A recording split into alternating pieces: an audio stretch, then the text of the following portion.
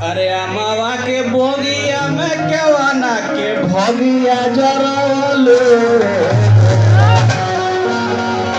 अरे अमावा के बोगिया में केवाना के भोगिया जरलो।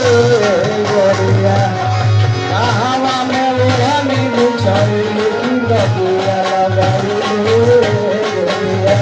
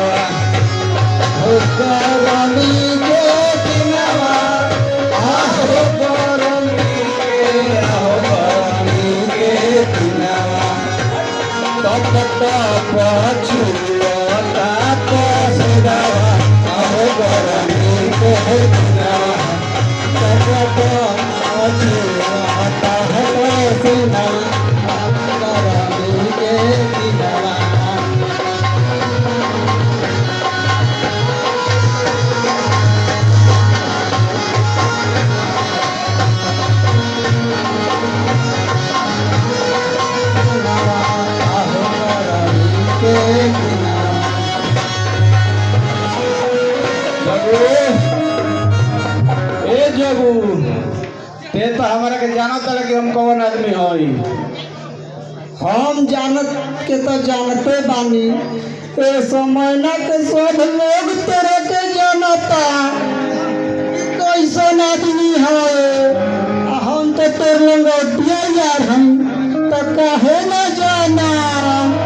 जब संगतिया होवे तो एगो हमार काम करबे। कोह ना भाई तोरा खातिर एगो का दू चार गो काम कर देब रे। जेवन हो रामलाल के लड़किए बिए नु ओकरा के फसावे के कोनो उपाय लगाऊ ना। हमारा मन में डाउट रहे कि ते चोरी छिनारी वाला बात बतियेबे। आ जितना पैसा लागी सब हम खर्चा देते। तो लवंडिया के फसावल का तोरा साथे जन्म जन्म साथे शादी करा देब रे। हमारे नाम है जगू। अरे वाह रे जगू वाह, ते तो सचमुच में हमार लंगौटिया यार बड़े। तो का बुझल हे भगवान केहू के यार दिहत है जगुआ लेखा। बाकी एगो बात बा हम ना जानत रही कि कलयुग में भी कृष्ण सुदामा ऐसा संगतिया बांध लो। बाकी आज जान गई नहीं कि सतयुग आगे बढ़े है।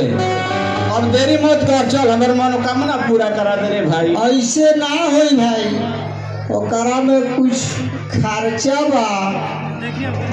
खर्चा बा पहले, बाकी जो जल्दी करा।